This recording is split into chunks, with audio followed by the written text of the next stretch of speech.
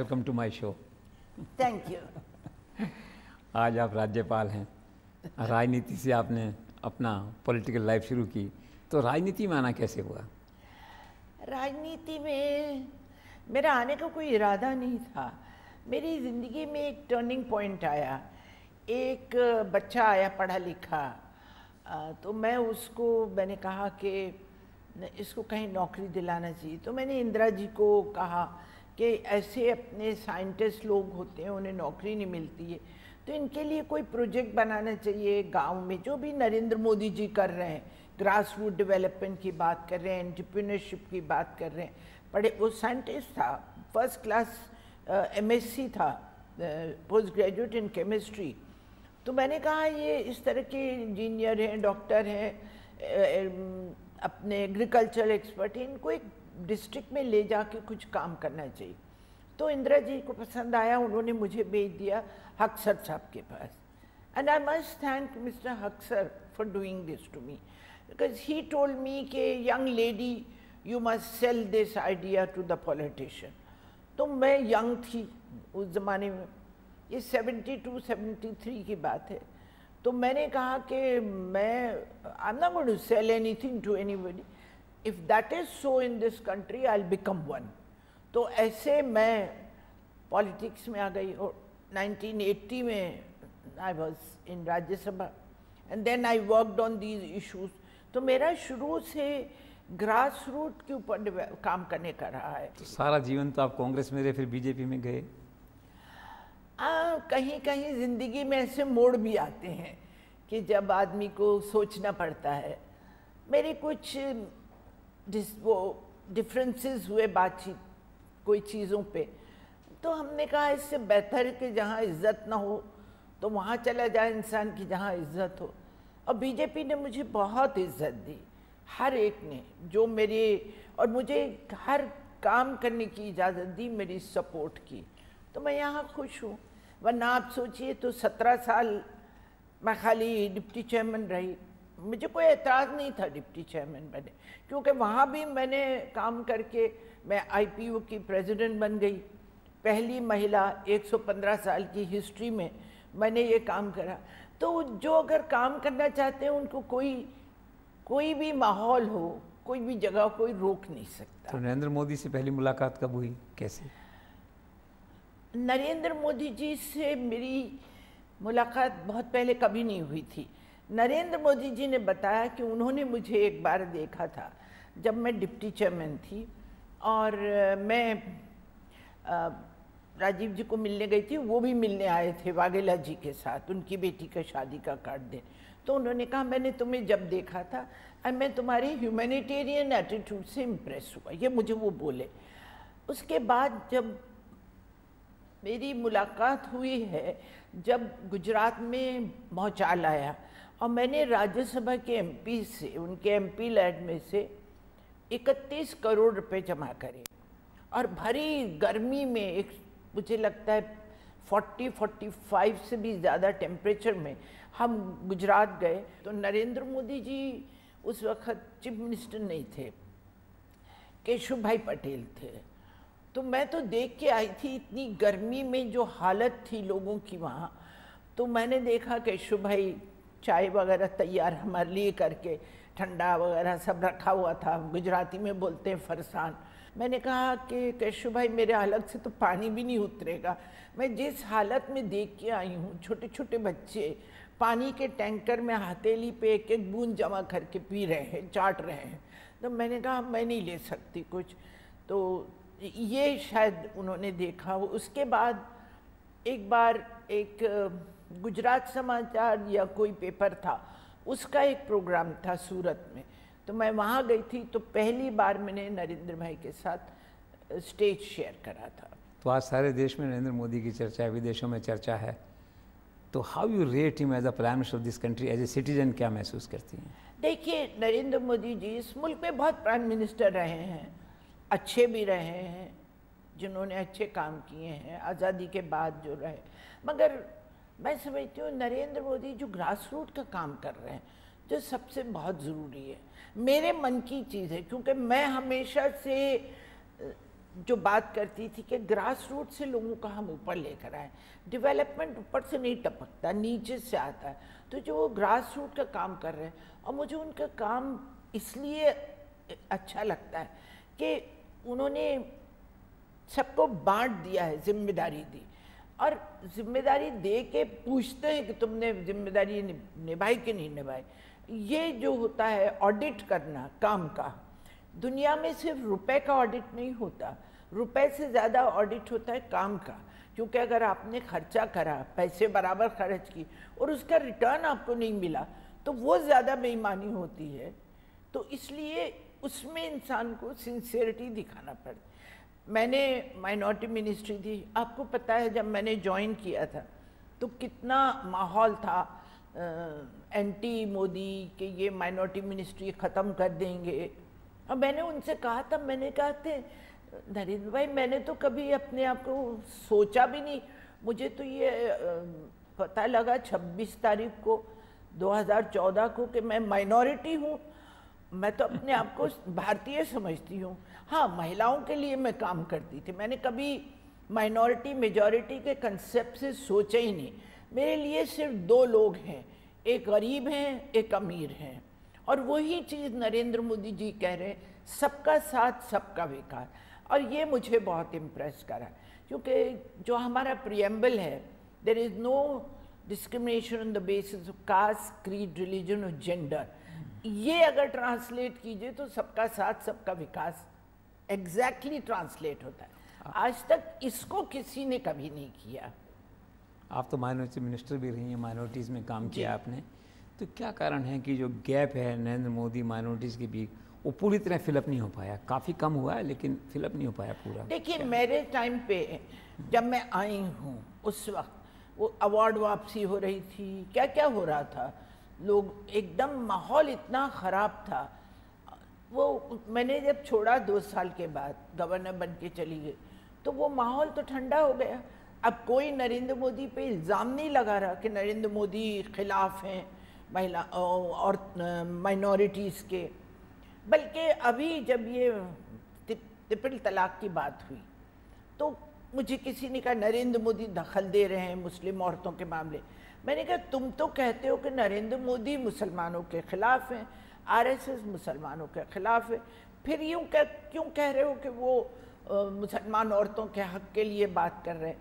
मैंने कहा, नरेंद्र मोदी जी सबका साथ सबका विकास चाहते हैं, और अगर एक मुल्क के किसी समुदाय के 50% लोगों के साथ कोई अन्याय हो रहा है, सही माने में जो उनके हक़ हैं वो उन्हें नहीं दिए जा रहे हैं, तो उसके लिए तो कोई भी सेंसिबल आदमी होगा, जो आदमी ह्यूमैनिटेरियन तरीके पे सोचता है, जो चाहता है कि सबको उसके हक मिले, वो तो यकीनन बोलेगा उसके ऊपर कि क्यों अन्याय हो। कुछ लोग कहते हैं कि यूपी चुनाव से ठीक पहले ये कदम उठाया गया ताकि मुस्लिम विमेन वोटर्स को बीजेपी की तरफ अट्रैक्ट किया जा सके। आपको ऐसा लगा कुछ? मैंने तो एक बात देखी कि, और मैंने मुबारकबाद दी, मुस्लिम महिलाओं ने वोट दिया बीजेपी को। मैंने उनके पुरुषों को, उनके हस्बैंड्स को, उनके बाप को मुबारकबाद दी कि जिस चीज़ के लिए मैं ज़िंदगी भर लड़ी कि औरत को उसका हक मिलना चाहिए, अपने बारे में फ़ैसला करने का हक देना चाहिए, उसको ये डिसाइड करना चाहिए कि वो अपना प्रतिनिधि किसको चुनती है, अपना हस्बैंड किसे चुनती है, जो दिया है उसको इस्लाम ने, कुरान ने हक, और वो किसको अपना प्रतिनिधि चुनती है। आज तुमने उस चीज़ को पूरा करा, तो मैंने औरतों के बजाय मर्दों को मुबारकबाद दी कि तुमने बड़ा अच्छा काम किया, अब करते रहो इसी तरह अच्छा काम। आज देखिए कितने मर्द हैं इस देश में जो बाहर आके कह रहे हैं कि मुस्लिम महिलाओं के साथ जो 3 तलाक में अत्याचार हो रहे हैं, ये नहीं होना चाहिए। आज सारी मुस्लिम वर्ल्ड ने चेंज कर दिया। आज पाकिस्तान और बांग्लादेश, उन्होंने महिलाओं के ऊपर जो इस शरीयत के नाम पे अत्याचार हो रहे थे बंद कर दिए। उन्होंने 3 तलाक बंद कर दी। जो तरीका अपनाया गया था, जिसके बारे में मैंने आज पढ़ा पेपर में, कि उन्होंने कहा कि 14 साल से चल रहा है। अगर 1400 साल से चल रही है गलत प्रथा, तो कभी तो चेंज करना चाहिए। आप 1400 साल की ज़िंदगी में नहीं रह रहे हैं। आज आप इंटरनेट और व्हाट्सएप की ज़िंदगी तो आप अपना रहे हैं, एयर कंडीशन में तो आप रह रहे हैं, मगर औरत के लिए आप 1400 साल पहले की बात करें, बल्कि 1400 साल प्री इस्लामिक ट्रेडिशन को आप अपना रहे हैं। ये कहाँ की बात है? सुप्रीम कोर्ट ने अगर इस व्यवस्था को अवैध बता दिया, हाँ, नल एंड वॉइड कर दिया, सपोज तो कर दिया तो क्या ठीक है। सरकार नया कानून लाएगी इस फिर विषय? उसके बाद महिलाएं, कितनी महिलाएं हैं जिन पे जुल्म हो रहे हैं, इसलिए तलाक दे दी कि वो औरत अपने बच्चे को दूध पिला रही थी तो मियाँ को खाना देने में देर हो गई, इस पे आप उसको डिवोर्स दे देते। शादी को मजाक बना दिया है। कुरान शरीफ में इसके ऊपर सख्त लानत है कि शादी को सीरियसली लो, क्योंकि शादी एक नई नस्ल को पैदा करने का तरीका है। तो उसको जोक तो नहीं बना सकते कि तलाक किया और वो चली गई इसलिए कि तुमने लड़की पैदा करी। औरत की जिम्मेदारी नहीं होती जब लड़की पैदा होती है, वो मर्द के क्रोमोसोम से होती है, वाई क्रोमोसोम से। तो औरत को कहना चाहिए कि तुम लड़का नहीं पैदा कर सकते, गलती तुम्हारी है, मगर किसी को आवाज़ नहीं थी। आज मुझे खुशी है कि आज औरतों को एक ज़बान मिल गई है, उन्हें एक सहारा मिला है, और सुप्रीम कोर्ट ये बात कर रही है। हमारे यहाँ सुप्रीम कोर्ट या हाई कोर्ट के अलावा कौन है जो हमारे लॉ पार्लियामेंट बनाता है? उनको ट्रांसलेट करना, इम्प्लीमेंट करना किसकी जिम्मेदारी है? कोर्ट की। तो कौन करेगा? मुस्लिम पर्सन लॉ बोर्ड तो एनजीओ है, वो कैसे करेगी?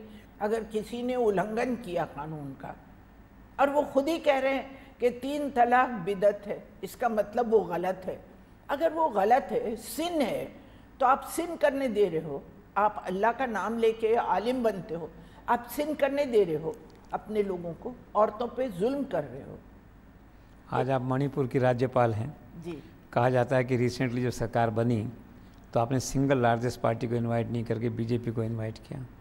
ऐसा किसी ने नहीं कहा, इसलिए कि मेरे खिलाफ कभी ये इल्ज़ाम नहीं लगा कि मैंने कानून का, कॉन्स्टिट्यूशन का उल्लंघन किया।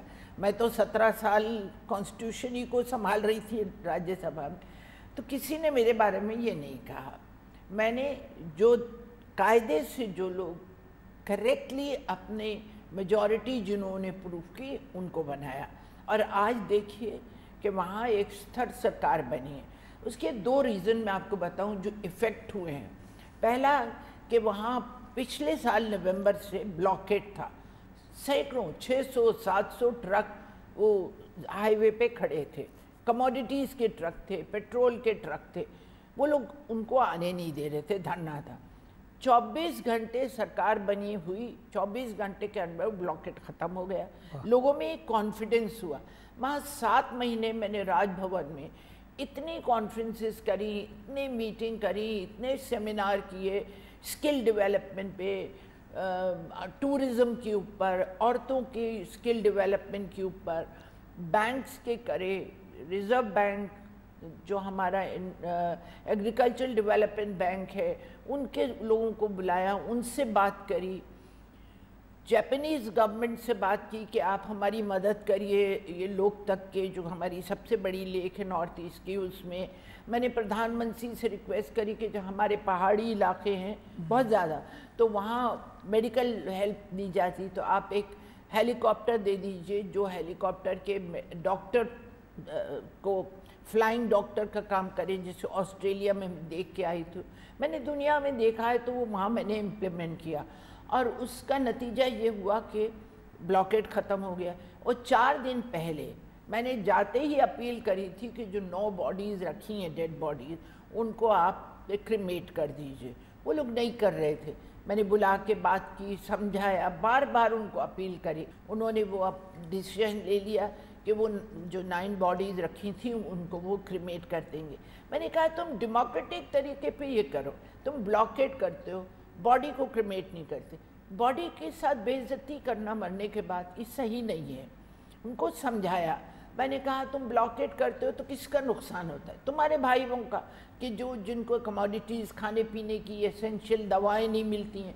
तो उन लोगों ने देखी, इतनी अच्छी वहाँ सरकार चल रही है, लोग विकास के लिए बात कर रहे हैं। आज वहाँ विकास एक सही रास्ते पे चल रहा है। मणिपुर के अंदर हमें कुछ करना है, नॉर्थ ईस्ट में पूरे हमें कुछ करना है। तो मैं संतुष्ट हूँ। कुछ लोग कहते हैं कि आप चीफ मिनिस्टर जैसा काम कर रही हूँ। कर रही थी। मुझसे किसी ने पूछा कि आपका चीफ मिनिस्टर से कोई विवाद नहीं है? मेरे कोई विवाद नहीं, इसलिए कि मैं उन्हीं का काम मदद कर रही हूँ। मैं अपनी लीडरशिप तो बना रही हूँ। मैंने तो बहुत कुछ सीख लिया, दुनिया देख ली, दुनिया में अपना जगह बना ली। मैं तो उन्हीं का काम कर रही हूँ, तो वो क्यों, मेरा विवाद क्यों होगा? ना पिछले चीफ मिनिस्टर से मेरा विवाद था, ना ये चीफ मिनिस्टर, सवाल ही नहीं पैदा होता विवाद। मेरा तो किसी से विवाद नहीं होता। तो मणिपुर में क्या चैलेंज है सरकार के सामने या एज ए गवर्नर डेवलपमेंट के आपके सामने? बैकवर्डनेस है, बैकवर्डनेस सबसे बड़ी है। यातायात की तकलीफ है, ये रेल तो है नहीं। अभी हमारे रेलवे मिनिस्टर आए थे, वो दुनिया का सबसे ऊंचा ब्रिज मणिपुर में बन रहा है, वो ब्रिज वहाँ बना रहे हैं। हमारी जो नितिन गडकरी हैं वो बना रहे हैं सड़क, जो इंटरनेशनल हाईवे है जो थाईलैंड तक जाएगी, म्यांमार से थाईलैंड तक जाएगी, वो हमारे यहाँ सड़क बन रही है। जो हमारी सड़कें हैं, नेशनल हाईवेज़ हैं, उनकी हालत बहुत ख़राब है। नेशनल हाईवेज़ के ऊपर कहीं वो कोई पेट्रोल स्टेशन नहीं है, पुलिस स्टेशन नहीं है, कोई प्रॉब्लम हो जाए तो कुछ नहीं है।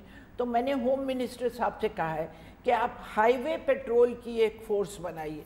तो होम मिनिस्टर साहब देख रहे हैं यहाँ दिल्ली में कि एक हाईवे पेट्रोल की एक अलग फोर्स बनाई जाए। अगर हम वहाँ जनरेट करना चाहते हैं अपने रिसोर्सेज, तो we will have to improve tourism. वहाँ पर मैं एग्रीकल्चर में मैं बहुत काम कर रही हूँ, क्योंकि वहाँ जो वहाँ का ब्लैक राइस होता है वो बहुत इंटरनेशनली बहुत उसकी डिमांड है, और सारी ऑर्गेनिक चीज़ें हम बनाने की कोशिश कर रहे हैं। गोयल साहब से बात की, सुभाष गोयल साहब से, मैंने कहा आप जो कन्वर्ट कर रहे हैं तो आप कन्वर्ट मैन्योर में कन्वर्ट करने का कोई तरीका हमें बताइए, तो हम मणिपुर में वो शुरू करें ताकि उसका फर्टिलाइज़र बन जाए। जो हमारे लोकतक लेक के अंदर जो कुंभी होती है, वीड है, उसको हम ऑर्गेनिक फर्टिलाइज़र बना के यूज़ करें। मैंने जो हमारे सरकार ने हमको 300 करोड़ का प्रोजेक्ट दिया है लोकतक क्लीनिंग का। अभी वहाँ कोई ब्लॉकेड नहीं है, कोई अंडरग्राउंड मूवमेंट नहीं है, कोई बम ब्लास्ट नहीं है, कुछ नहीं है। आराम से इलेक्शन हुए और हमारी सिक्योरिटी फोर्सेस इतना अच्छा काम करा इलेक्शन में। उन्होंने, मैंने कहा था सबको, ये रिक्वेस्ट करी थी, अपील करी कि आप हिम्मत से बाहर आइए वोट देने और अपने डेमोक्रेटिक यूज़ करिए इस्तेमाल, तो आपको यकीन नहीं होगा। मैंने कहा था Manipur should be highest and Manipur is the highest. I am so happy कि 87% वोट पड़े हैं मणिपुर में, कहीं नहीं पड़े, यूपी में भी नहीं पड़े। मणिपुर राजभवन में क्या मन लग गया पूरी तरह, या दिल्ली आने का मन होता है कभी कभी? मैं तो जो काम करती हूँ उसमें दिल लगा रहता है, दूसरा काम देंगे उसमें दिल लग जाएगा। मैंने सुना कि आपने अमित शाह से मिलके कहा कि मुझे वाइस प्रेसिडेंट या प्रेसिडेंट के लिए। नहीं, मैंने अमित शाह जी से कुछ नहीं कहा। अमित शाह जी ने मुझे जब गवर्नर बनाया तब उन्होंने पूछा था, तो मैंने कहा, मैंने नहीं कहा, मैंने उनसे नहीं कहा। उन्होंने पूछा कि आपको कैंडिडेट, क्योंकि वो थे नहीं ना 10 साल पहले यहाँ, गुजरात में थे। मैंने कहा मैंने अंसारी साहब के सामने इलेक्शन लड़ा था अटल जी के कहने पे, और अटल जी ने कहा कि हमें मालूम है हम हार जाएंगे, सुषमा जी, अरुण जी सब थे, कि हमारी मेजॉरिटी नहीं है, क्यों तो हम हार जाएंगे। तो हम, मगर मैं चाहता हूँ कि हमें ये दिखाना है कि हमारे पास अच्छा कैंडिडेट है, एक्सपीरियंस है, महिला है, माइनॉरिटी है। तो मैंने कहा ठीक है, जो लीडर कहता है उस पर चलना चाहिए। तो मैंने करा। जब मुझसे कहा रिज़ाइन कर दो, मैंने रिज़ाइन कर दिया। मैंने आधा घंटे के अंदर रेजिग्नेशन लेटर भेज दिया। मुझे इतनी दूर मणिपुर भेजा, मैं बहुत सीनियर हूँ, मुझे कहीं भी भेज सकते थे, पर मुझे मणिपुर की जिम्मेदारी दी, ये सोच के दी कि शायद मुझ पर भरोसा था मैं कुछ कर पाऊँगी। मैंने उनके भरोसे, उनके विश्वास को पूरा करके दिखाया। कोई कंट्रोवर्सी नहीं हुई, सरकार बन गई, एक भी एमएलए नहीं था वहाँ पर। मतलब एक अच्छी स्तर सरकार बनी और जो अच्छा काम कर रही है, लोग खुश हैं। हम क्या चाहते हैं डेमोक्रेसी में कि एक सरकार जो भी बने वो एक अच्छी सरकार बने और अच्छा काम करे, लोगों के विकास के काम करे। राष्ट्रपति चुनाव के लिए अपोजिशन यूनाइट हो रहा है, क्या लगता है सक्सेस होंगे वो लोग? डिपेंड करता है कैंडिडेट कौन है, इसलिए कह रहे हैं, पर कोई ऐसे नाम तो आए नहीं हैं जिस पे यूनिटी हो सके, क्योंकि देश के पास ये दो पोजीशंस हैं जो बहुत इम्पोर्टेंट पोजीशन। ऐसे ही नहीं बना देना कि किसी को भी बना दिया, ऐसा बनाए जो देश के अंदर एक मैसेज जाए। नरेंद्र मोदी जी ने जो भी काम किया उससे एक मैसेज गया, ना सिर्फ देश में बल्कि विदेश में भी एक मैसेज भेजा। जो ये दो पोस्ट हैं उनकी, वो ऐसे ही वेस्ट नहीं करेंगे, वो ऐसे बनाएंगे कि दुनिया में एक मैसेज जाए, ना सिर्फ देश में बल्कि विदेश में, दुनिया में एक मैसेज जाए। और मुझे यकीन है कि ऐसा उनको मिल जाएंगे ज़रूर कैंडिडेट, कि देश और विदेश के अंदर उसका। आज नरेंद्र मोदी का जो स्टेचर है वो इतना ऊंचा हो गया है, ये वही नरेंद्र मोदी है जिसको अमेरिका ने वीज़ा नहीं दिया था जाने का। मुझे लगता है 15 बार वो अमेरिका जा चुके हैं और अमेरिका के प्रेसिडेंट यहाँ आ चुके हैं, ओबामा आए, और इतनी उनके साथ उनकी एक दोस्ती का इजहार किया। तो आज सारी दुनिया में, सिर्फ वहीं नहीं, अरब कंट्री में, सऊदी अरेबिया जिसको कहा जाता है बड़े कट्टरपंथी मुस्लिम हैं, सऊदी अरेबिया के अंदर उनको इतना रिसेप्शन मिला, हाईएस्ट जो उनका सिविलियन अवार्ड है वो उनको दिया। यूएई गए, वहाँ उन्हें हाईएस्ट अवार्ड मिला। तो वो जहाँ जाते हैं वो अपनी छाप छोड़ के जाते हैं, और ये मुझे लगता है कि हर भारतवासी को खुश होना चाहिए कि वो प्राइम मिनिस्टर किसी एक समुदाय या एक पार्टी के नहीं हैं।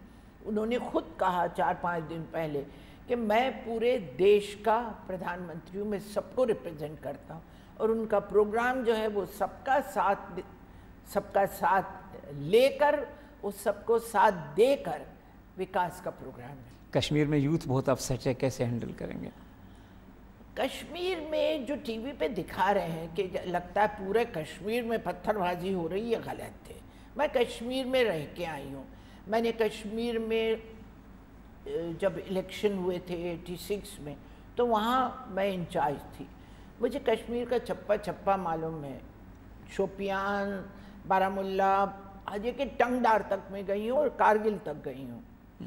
तो मुझे लगता है कि कुछ इलाके में जो मिसगाइडेड हैं, जो हमारे नेबर जो हमारे साथ दोस्ती निभा रहे हैं, उनको मिसगाइड करने में ये उनकी वजह से कर रहे हैं, और ये थोड़े दिनों में सब समझ जाएंगे। जैसे आपको याद है क्या हालत थी कश्मीर की कि कोई जा नहीं सकता था, आज टूरिस्ट वहाँ जा रहे हैं, घूम रहे हैं, सिर्फ इन 2 इलाकों। मैं खुद 2 बार कश्मीर जाके आई, मैंने अपने माइनॉरिटी मिनिस्ट्री में थी तो मैंने वहाँ काम किया। जो जवान है, जो हमारी आर्म फोर्सेस हैं और दूसरी हैं, हमें उनके लिए हमारे दिल में कोई इज्जत बढ़ाना चाहिए।